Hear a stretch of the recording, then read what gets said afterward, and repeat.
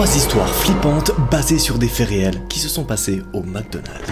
Première histoire, cette femme a rencontré un client vraiment étrange. Minuit 14.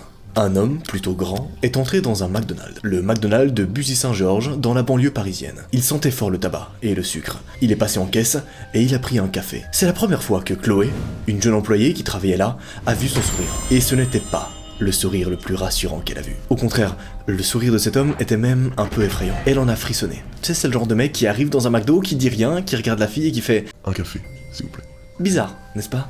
Mais alors, qui était ce mec? Qu'est-ce qu'il voulait? Et surtout, quel était son vrai but d'être dans ce McDonald's à minuit 14? Bienvenue dans un nouvel épisode de Thread Paranormal. Pour ceux qui n'ont pas vu la dernière vidéo et qui arrivent que sur cette vidéo-là, il manque un truc, on est d'accord, là il manque quelque chose, voilà, je reste comme ça toute la vidéo si vous voulez. Vous l'avez deviné, il manque mes lunettes, je les ai oubliées, c'est faux. J'ai fait une opération pour retirer mes lunettes, voilà. Ils arrivent comme ça, ils prennent les lunettes et ils les posent sur mon bureau. Et waouh, l'opération est terminée à ce moment-là, c'est fou.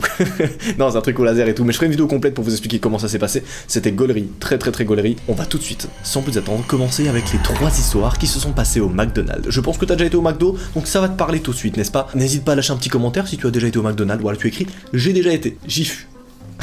Les événements de la première histoire ont été vécus par Chloé, il y a quelques temps. Comme la majorité des étudiantes, elle n'avait pas forcément les moyens. Alors elle a pris un petit boulot au McDonald's de sa ville. Comme c'est une grande ville, il est ouvert 24 heures sur 24 et il sert à toute heure. Chloé a postulé là-bas avant même de commencer les cours. Elle avait vraiment besoin d'argent et les vacances scolaires lui permettaient de travailler plus qu'en période de cours. En fait, son expérience au McDonald's se passait plutôt bien, hein. Bon, c'était un peu stressant, il y avait des clients un peu relous, mais rien de spécial. Et ça, c'était jusqu'à ce fameux jour où ça a failli très mal tourner. En fait, afin de gagner un peu d'argent, Chloé sacrifiait un week-end sur 2 pour aller travailler pendant la nuit. Ça lui permettait vraiment d'être plus à l'aise financièrement, même si elle payait moins cher parce qu'elle était en colocation. Elle devait quand même payer sa nourriture, les charges et tous les transports qu'elle utilisait pour aller à l'école. Et elle ne crachait pas contre un petit plaisir de temps en temps, voilà.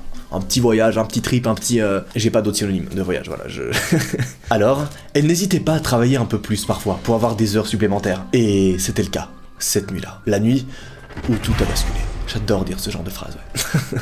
Cela faisait presque 6 mois qu'il avait commencé à travailler dans l'établissement. Et ses patrons, son manager, étaient très contents d'elle. Elle était rapide et gérait très bien la pression.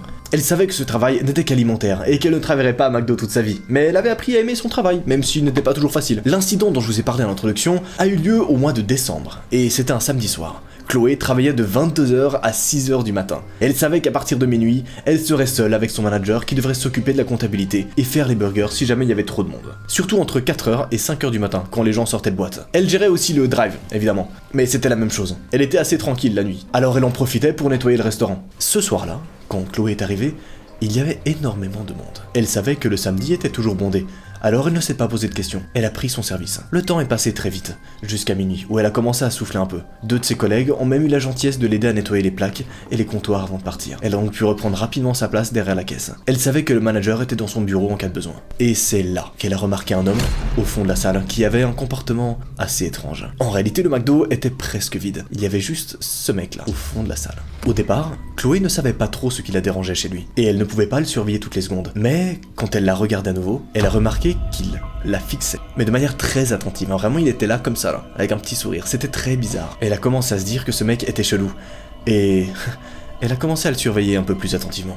Minuit 55, le temps s'écoule. Chloé a servi un couple de jeunes qui va sans doute sortir, vu les tenues qu'il portait. L'homme louche était toujours là, il la regardait en mangeant un croque McDo avec un coca. Quand elle y a pensé, il était arrivé presque en même temps qu'elle.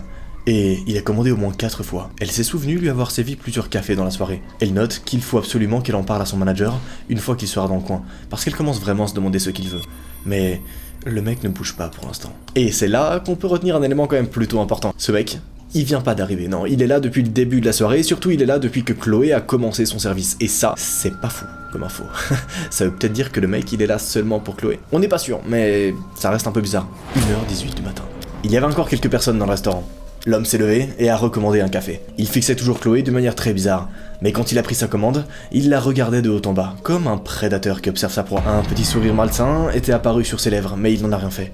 Il a juste pris son café et est retourné à sa table. Chloé jette un œil vers le bureau de son manager, et s'est demandé si elle ne devait pas aller le voir. Mais comme il lui avait demandé de ne pas le déranger, elle a préféré ne pas y aller. 1h42. On s'approche de l'heure à laquelle tout a basculé. À ce moment-là, il restait plus que 2 clients dans la salle. Un jeune routier qui profitait de son café et de son repas, et cet homme. Étrange. Comme elle avait bien avancé le nettoyage, il ne lui restait pas grand chose à faire.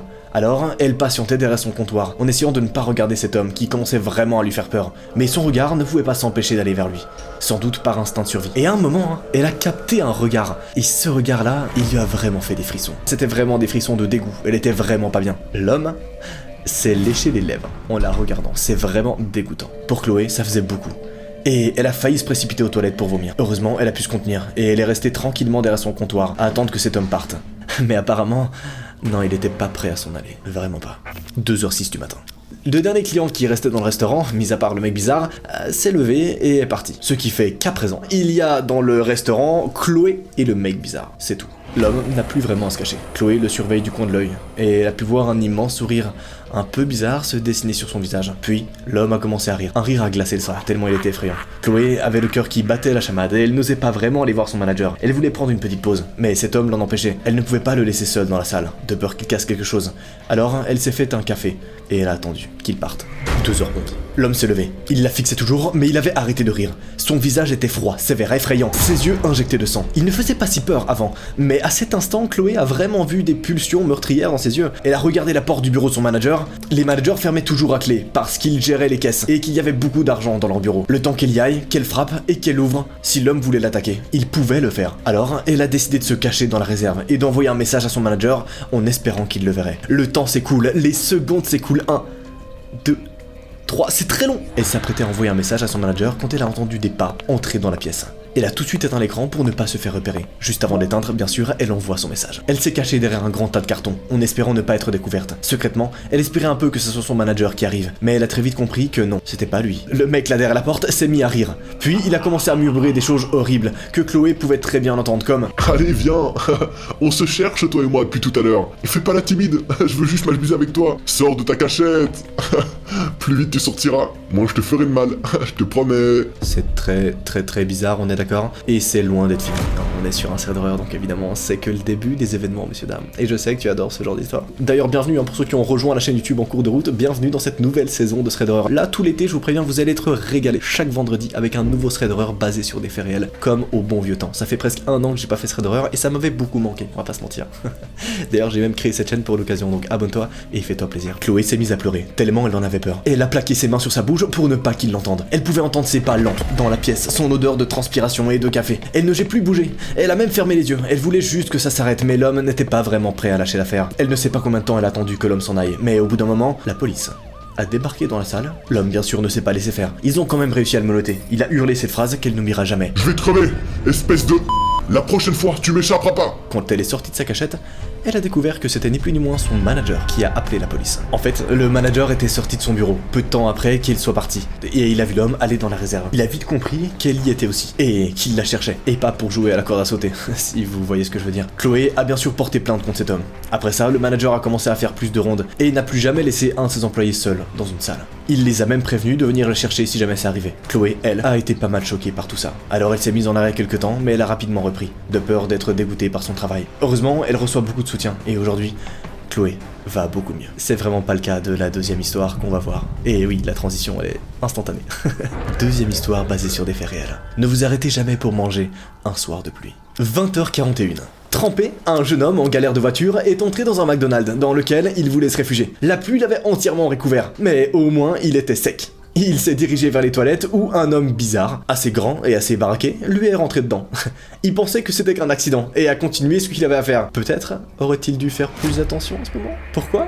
Laissez-moi vous raconter son histoire. Cette histoire, c'est celle de Simon. Voilà, le mec qui est arrivé là sous la pluie, c'était Simon.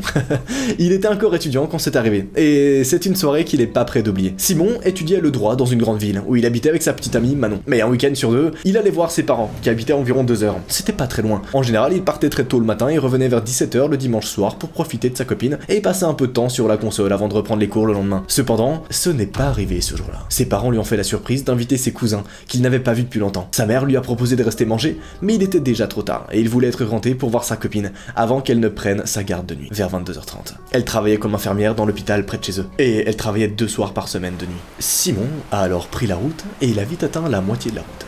Heureusement que la route était dégagée, et qu'il n'y avait pas trop de monde. Mais malheureusement, c'était le temps qui a commencé à faire des siennes.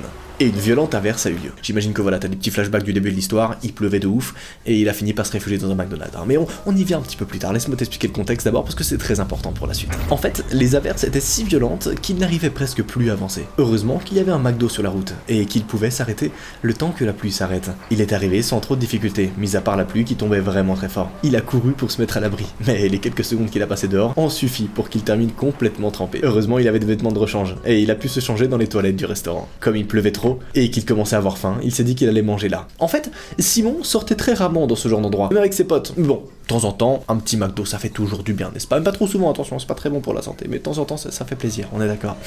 Malgré l'heure, il n'y avait pas grand monde. Sans doute parce que le restaurant était isolé, et que le temps était mauvais. Quand il est sorti des toilettes, il est allé se mettre dans la file pour commander. Il n'y avait que 2 personnes devant lui, ça irait donc vite. Jusqu'à ce que Simon sente un regard lourd sur lui.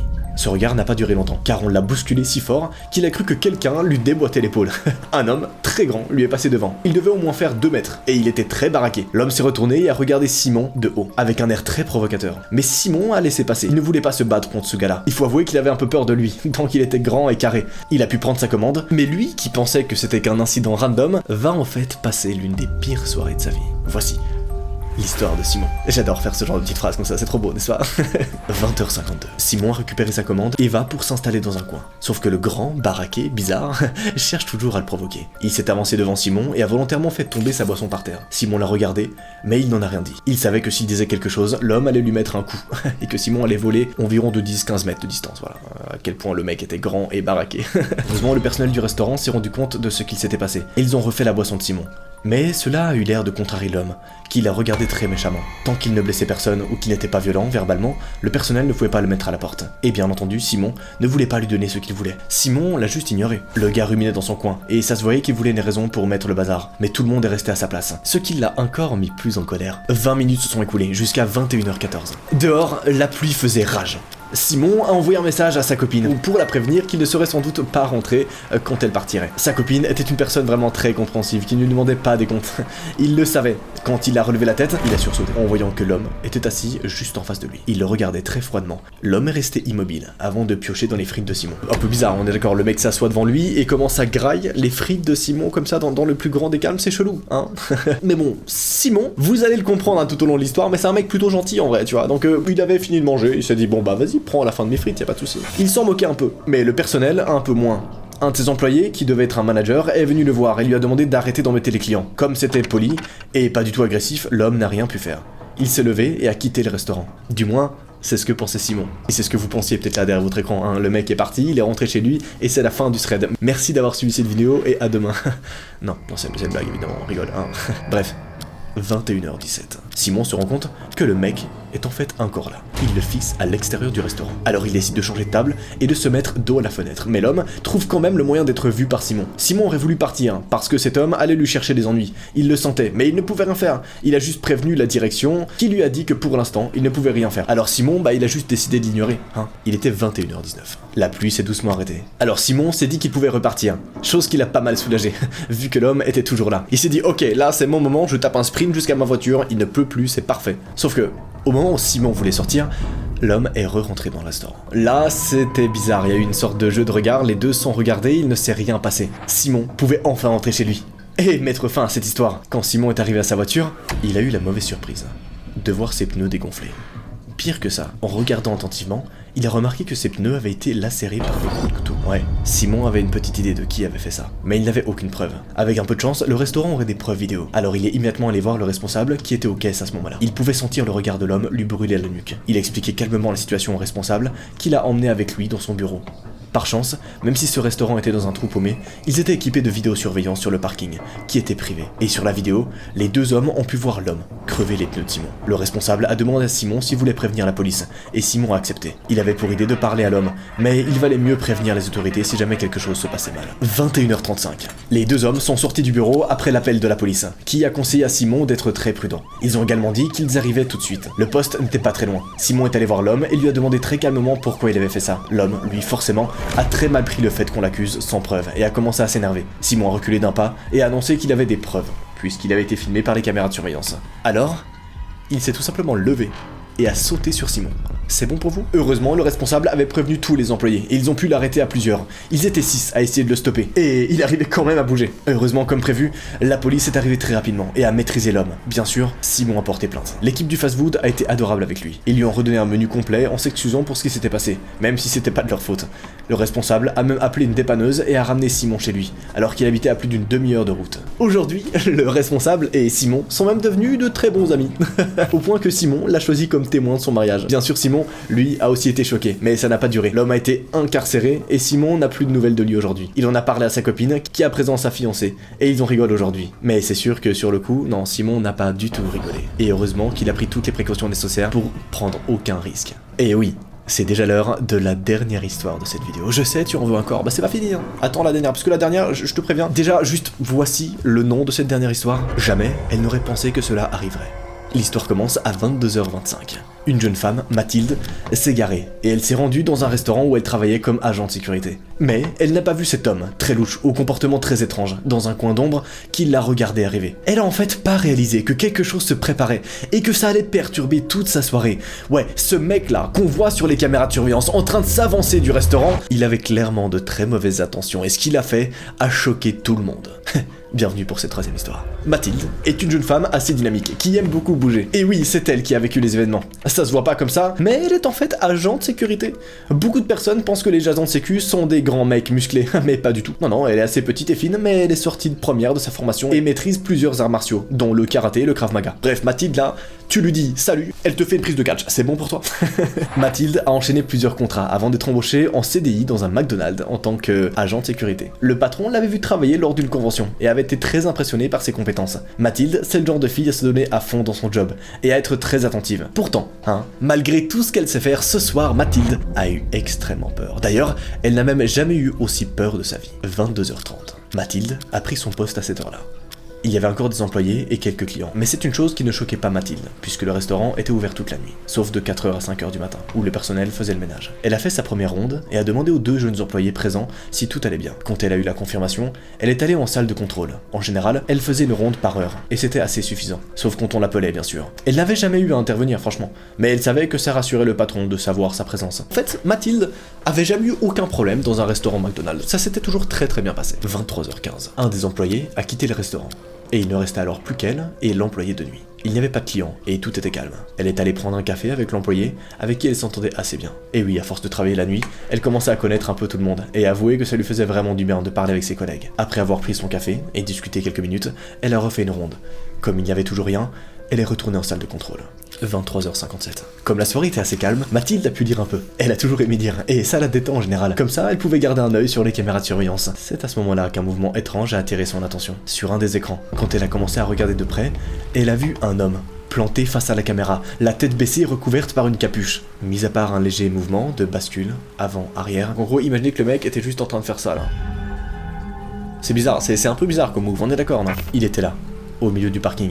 Et il semblait attendre quelque chose. Mathilde a décidé de le surveiller. Pour le coup, il ne semblait pas dangereux, ni quoi que ce soit. Un peu étrange peut-être, mais ça s'arrêtait là. Mathilde a posé son livre et a commencé à le regarder. Elle avait comme un très mauvais pressentiment, et elle n'arrivait pas à se dire que cet homme ne voulait que du bien. Elle a appelé l'employé en caisse et lui a dit de faire attention, et que si l'homme semble agressif, qu'elle ferme la porte à clé. Minuit 04. L'homme a levé brusquement la tête vers la caméra, au point que Mathilde a sursauté. Il était très mince et portait un sweat à capuche clairement trop grand pour lui. Mais ce qui a le plus choqué Mathilde, c'est son sourire. Un sourire immense et effrayant. Il regardait fixement la caméra. Mathilde a vite compris qu'il savait que la caméra était là. Ouais, le mec là était au courant que la caméra était juste en haut. Bizarre. Tu entres pas dans un McDonald's en connaissant parfaitement l'emplacement des caméras. C'est chelou quand même comme move. On est d'accord. Et ça a mis la puce à l'oreille à Mathilde. Elle s'est dit, le mec là il est pas net. Non, il y a un truc qui va pas. Il a continué à fixer l'objectif pendant un petit moment. Mathilde pouvait deviner parfois qu'il parlait à la caméra. Mais malheureusement elle avait pas le son, donc elle pouvait pas comprendre ce qu'il disait. Minuit 11. L'homme a arrêté de parler. Et son regard était de plus en plus mauvais. Mathilde a commencé à se demander si elle ne devait pas intervenir. Mais son but c'était surtout de garder le magasin et l'employé présent en sécurité. Elle a continué à observer le gars qui s'est doucement baissé, toujours en regardant la caméra. Elle n'a pas tout de suite compris ce que cet homme allait faire. Mais quand il a ramassé une pierre, elle a vite su ce qui allait se passer.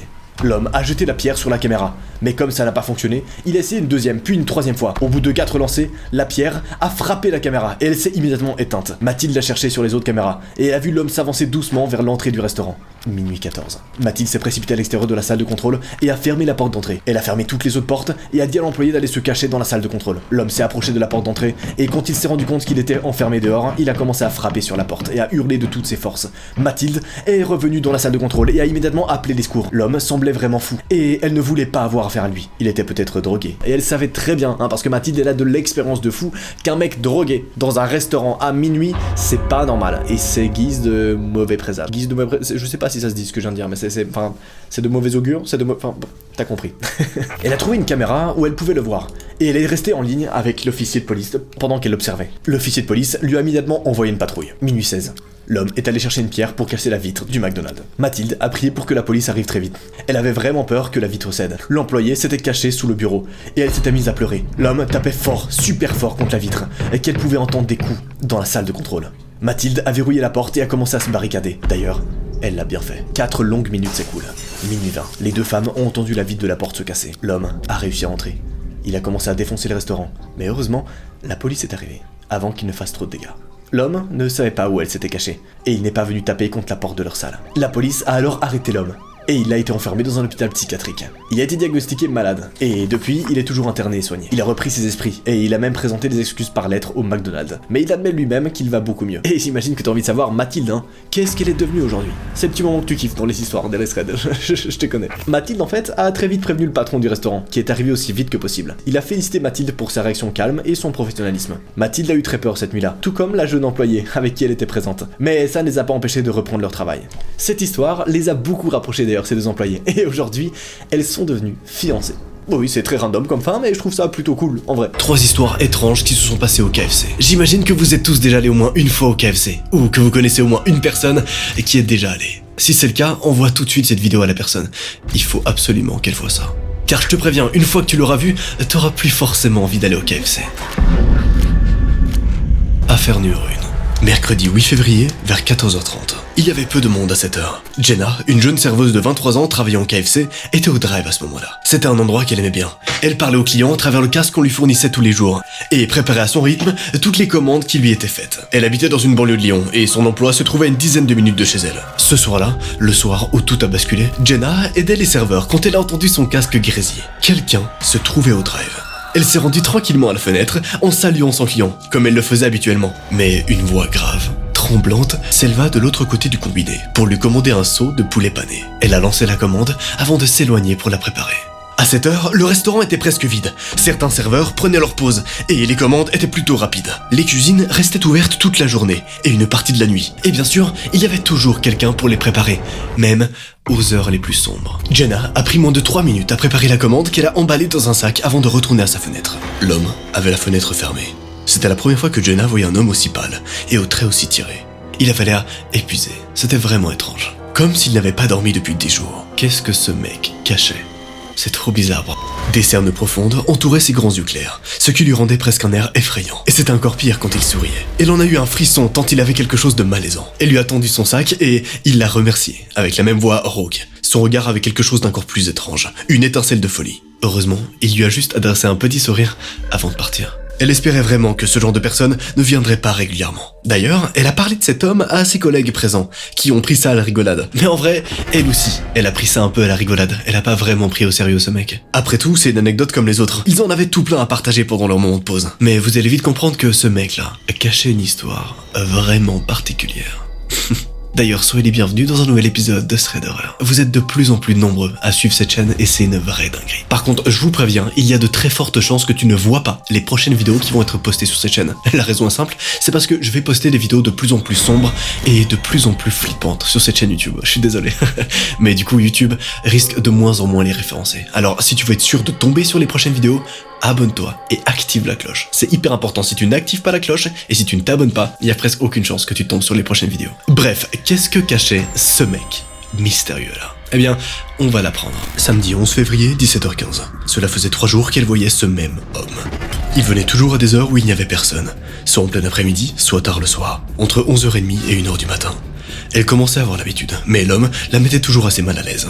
Il la regardait avec une intensité qui la dérangeait, comme un prédateur qui guette sa proie. Elle savait qu'elle se faisait des idées, mais quand même, ça l'inquiétait un peu. Puis, alors qu'elle allait vider les poubelles, le grésillement caractéristique a retenti à ses oreilles. Elle a tout de suite su que c'était lui, comme une intuition. Elle a pris la commande. Au moins, elles étaient différentes tous les jours. Et ils ne mangeaient pas la même chose. Mais bon, son régime alimentaire ne la regardait certainement pas. Comme d'hab, elle a tout préparé très rapidement. Elle ne voulait pas que ça s'éternise. Elle est alors partie lui donner sa commande. L'homme l'a accueilli avec le même sourire que d'habitude. Il a attrapé son sac et son sourire s'est élargi. Merci beaucoup. À demain. Il a dit. Puis, il est reparti. Quelque chose a travaillé la jeune femme tout le reste de la journée. Ce n'est qu'en quittant son travail vers minuit qu'elle a compris avec un frisson d'horreur que cet homme connaissait probablement son emploi du temps. Et qu'il venait en sachant qu'elle serait au drive à ce moment-là. Car oui, petit élément que je vous ai pas dit, le mec venait uniquement lorsqu'elle travaillait. Il est jamais venu prendre une autre commande auprès de quelqu'un d'autre. C'est toujours quand elle travaillait à son poste. Durant ses jours de vacances, il ne venait jamais. C'est comme si le mec là avait une sorte d'obsession pour Jenna. Trop bizarre. Et qu'est-ce qu'il cache? Pourquoi est-ce qu'il donne l'impression qu'il n'a jamais dormi? Mercredi 15 février, 22h45. La même histoire avait maintenant lieu tous les jours. Elle espérait tous les jours qu'il ne viendrait pas, mais il venait, même très tard. Alors elle faisait avec.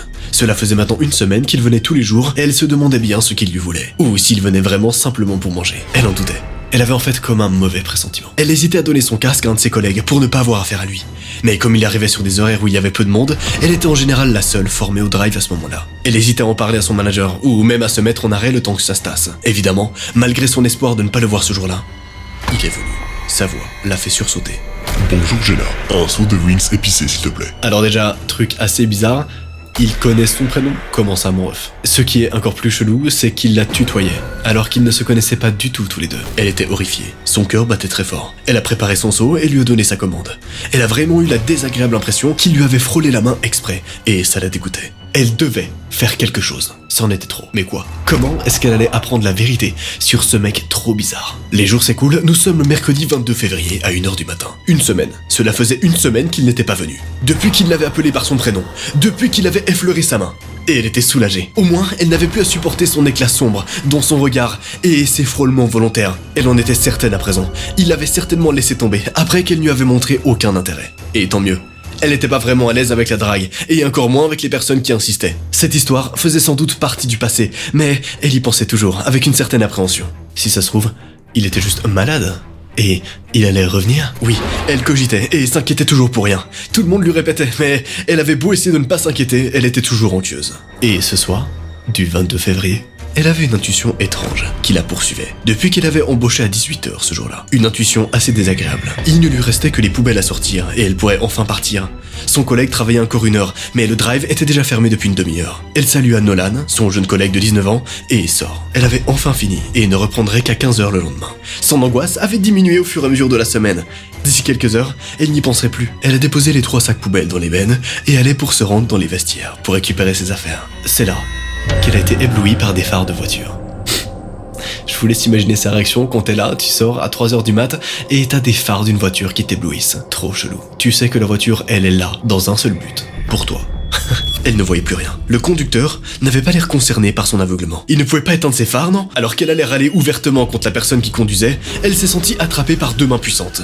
Elle n'a pas eu le temps de hurler. On l'étouffait. La personne qui la tenait vers la voiture. Elle a compris ce qu'il se passait. Quelqu'un essayait de l'enlever. Elle s'est débattue de toutes ses forces. Elle a essayé de mordre la main du mec qui la tenait, mais pas moyen. Elle commençait à paniquer. Elle sentait son cœur battre la chamade dans sa poitrine.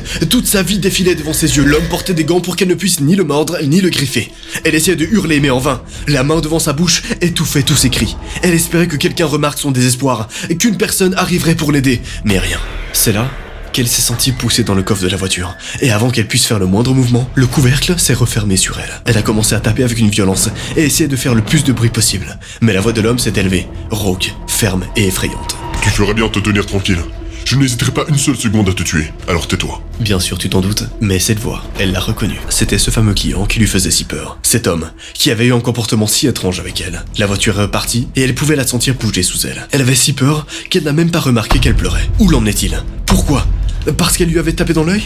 Elle savait qu'il la tuerait. Elle l'avait clairement entendu dans sa voix. Elle ne pouvait pas attirer l'attention en faisant du bruit. Si elle le faisait, il se garerait sans doute dans un coin désert, où elle serait retrouvée morte le lendemain, étranglée, ou pire, elle le savait.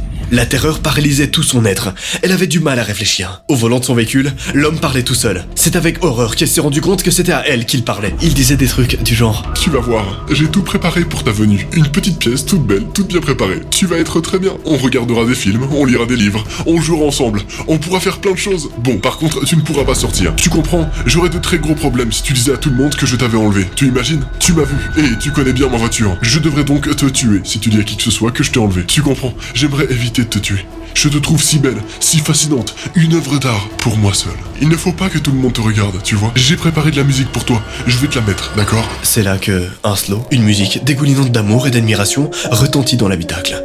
La mélodie était si forte qu'elle n'entendait même plus son ravisseur. Si elle voulait faire du bruit, elle ne pourrait pas. Personne ne l'entendrait avec un tel vacarme. Elle était secouée de sanglots. Elle n'avait pas fait attention. Elle était horrifiée. Toutes sortes de films plus horribles les uns que les autres lui passaient par la tête. Elle se voyait mourir dans d'affreuses souffrances et priait même pour qu'un accident de voiture se produise. Elle n'arrivait pas à se calmer. Elle pleurait toutes les larmes de son corps. Elle pouvait pas réfléchir tant elle était pas bien. Le temps passait de plus en plus lentement, au fur et à mesure du chemin. Plus le temps passait, moins elle avait l'espoir d'être sauvée. Elle était tout simplement désespérée. C'est là que, soudain, Jenna a été propulsée à l'avant du coffre et s'est violemment cogné la tête, au point qu'elle s'est légèrement assommée. L'homme venait de piler violemment et elle a mis quelques secondes à comprendre pourquoi. Des sirènes retentissaient dehors. Pourtant, elle n'avait rien fait. Elle avait beaucoup trop peur. Alors comment? Elle ne sait pas combien de temps elle était restée dans cette voiture. Mais très vite, après l'arrêt de la voiture, le coffre s'est ouvert, ce qui a encore aveuglé la jeune femme. 2 policiers l'ont sortie de là et l'ont emmenée en sécurité dans une voiture. En se retournant, elle a vu son kidnappeur être planqué contre la voiture avec des menottes à son poignet. C'est là qu'elle a été emmenée à la gendarmerie, où elle a retrouvé avec surprise son collègue. Elle était restée plus d'une demi-heure dans le coffre du véhicule. Son camarade s'est précipité sur Jenna et l'a serré fort dans ses bras. Il pleurait. Il avait vu la voiture quitter en trombe le parking.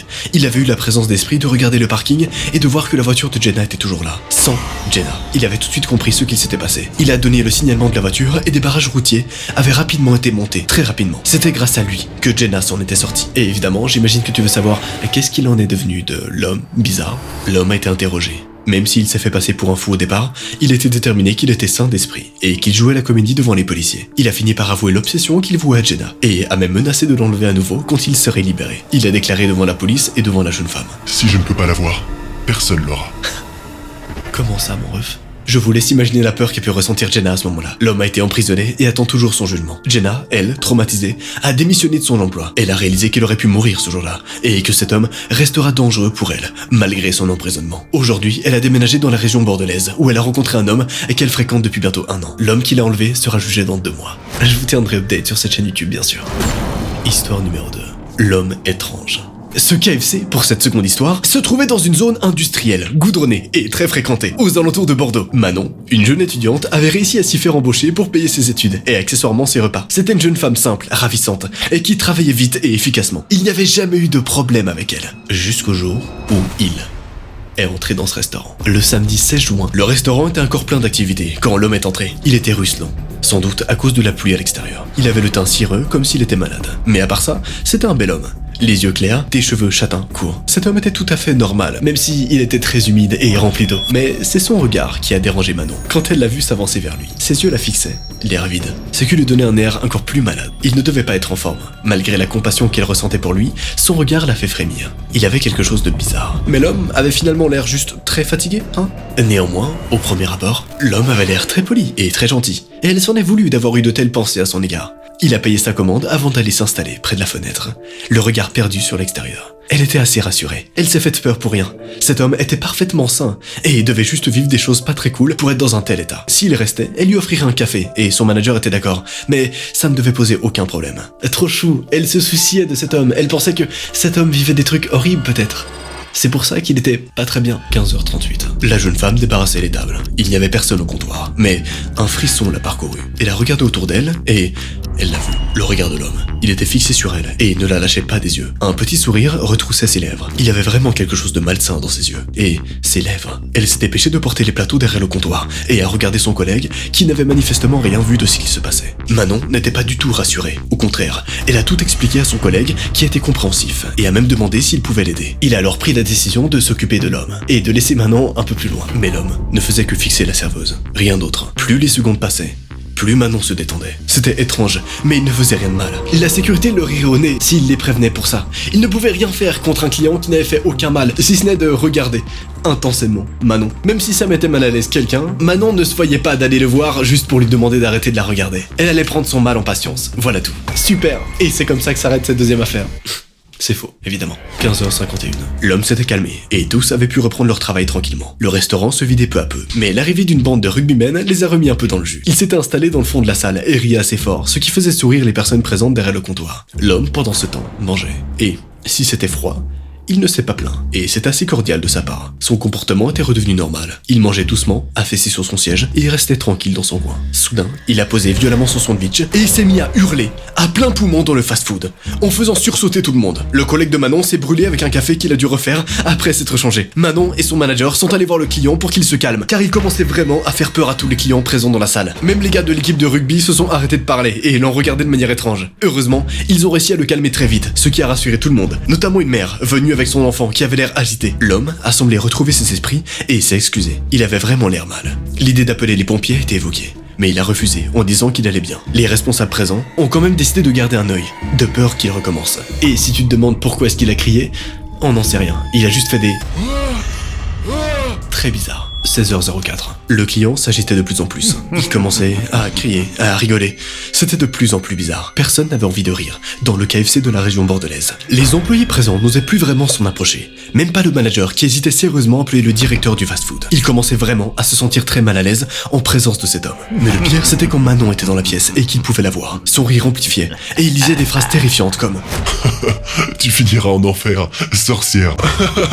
Tu seras puni pour tous les péchés que tu as commis. Repens-toi, repens-toi. Il disait ce genre de trucs, ouais. Manon est rousse. Et beaucoup de personnes pensaient, et pensent encore, que les roux n'ont pas d'âme, et travaillent avec le diable. Sympathique, non? Parfois, il semblait de nouveau prendre pied dans la réalité, et ne pas du tout se souvenir de ce qu'il venait de se passer, ce qui était vraiment très étrange. Comme s'il oubliait la scène immédiatement après qu'elle eut lieu. Mais Manon ne pouvait pas arrêter de travailler. Le restaurant devait tourner, mais dès qu'elle a mis un pied dans la salle, l'homme s'est mis à rire et à pointer un doigt sur elle. Ville pécheresse, bientôt tu brûleras sur le bûcher de la justice. Et ce rire, de plus en plus mauvais, de plus en plus rauque et effrayant, Manon s'est précipitée dans la cuisine, suivie par son manager qui était assez désemparé.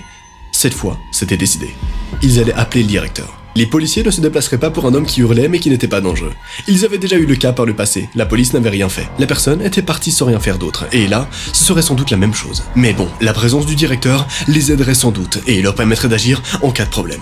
C'était mieux pour eux. Le temps s'écoule encore. 16h10. L'homme, toujours pas parti, avait retrouvé un semblant de calme.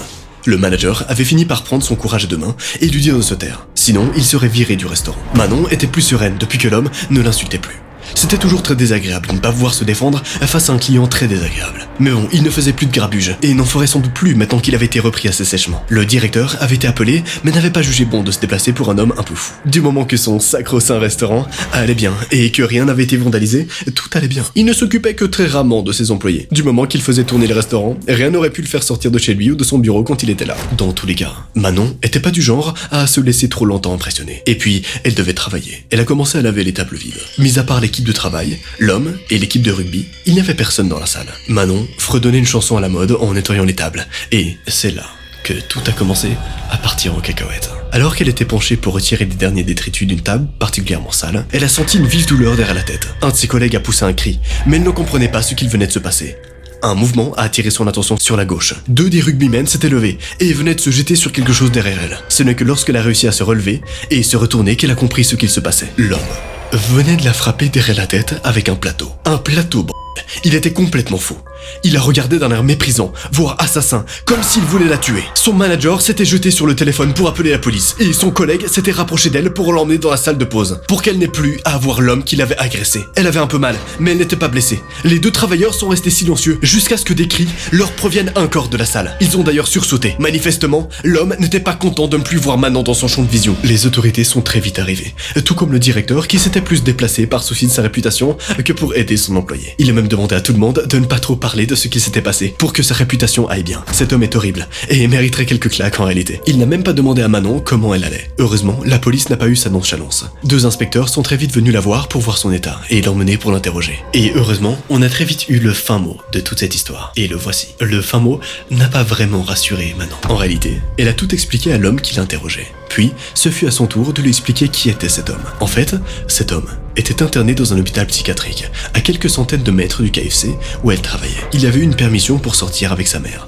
qui n'allait le voir que par simple politesse et pour faire croire qu'elle tenait à son enfant. Il avait quelques soucis mentaux dus à des traumatismes qu'il avait subis durant son enfance. On se demande pourquoi, avec une mère comme ça, tiens. Le pauvre. Bref, sa mère était plus prise dans son shopping que par l'idée de s'occuper de son enfant, et elle avait fini par le perdre de vue. Ils s'étaient rendus au KFC, un peu perdus, et avait utilisé le peu d'argent que sa mère lui avait donné pour manger, alors qu'elle devait l'emmener au restaurant. Attristée par l'histoire de ce pauvre jeune homme, Manon et le restaurant n'ont pas porté plainte contre lui. Mais la mère, elle, a été accusée de négligence et de mise en danger d'autrui. Aujourd'hui, cet homme bizarre est retourné dans son asile psychiatrique. Et c'est pas étonnant. Passons à présent à la dernière et la pire affaire de cette vidéo. 10 minutes avant l'agression. Jonathan travaillait dans le fast-food depuis près de 10 ans. Il avait commencé assez tôt. Il allait sur ses 30 ans et venait tout juste d'accéder au poste de manager sans qu'il n'ait rien demandé. Il était employé dans l'un des nombreux KFC de la région parisienne, qui était ouverte toute la nuit. Il était donc manager de nuit, ce qui l'arrangeait pas mal en soi. Célibataire, sans enfant, il pouvait avoir le rythme qu'il souhaitait sans embêter qui que ce soit.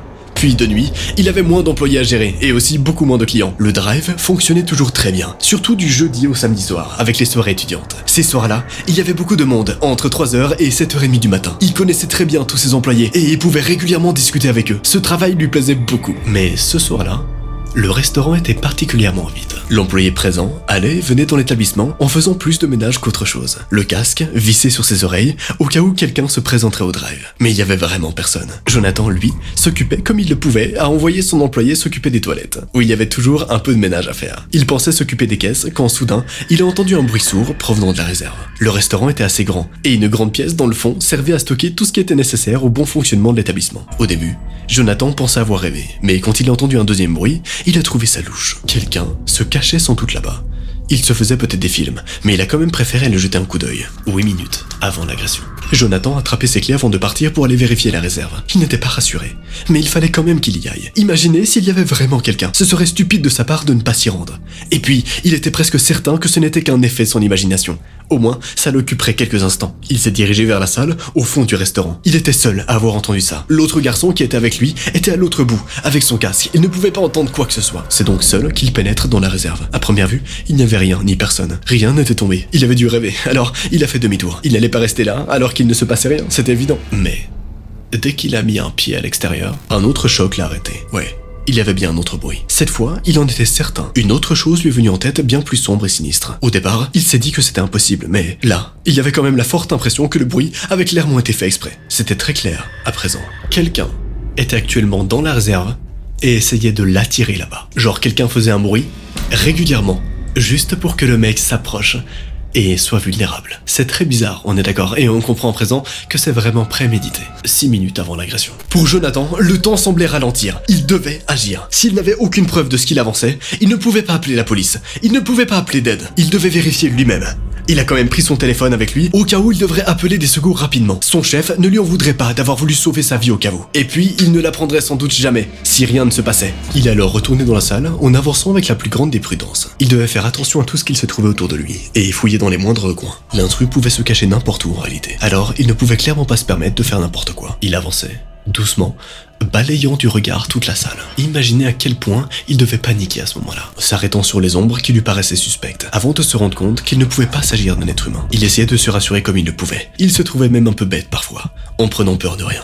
Mais bon, parfois, vaut mieux avoir peur de rien que de ne pas se méfier. À un moment, il a entendu comme des pas autour de lui et avait l'impression que un prédateur rôdait dans l'ombre. Mais dès qu'il cherchait plus attentivement, il n'y avait plus aucun bruit. Au fur et à mesure qu'il avançait, il se mettait dans sa tête qu'il se faisait des idées. On fait souvent ça quand on a peur. Tu sais, tu explores un truc et tu te dis je pense que là, je dois me faire des idées. Ça doit pas être réel. Non, c'est mon cerveau qui me joue des tours. C'est ce qu'il se disait à ce moment-là. Il a continué à avancer, tout doucement, jusqu'à arriver au milieu de la pièce. Il a regardé autour de lui quand soudain, la lumière s'est éteinte. C'est là qu'il s'est retrouvé dans le noir complet.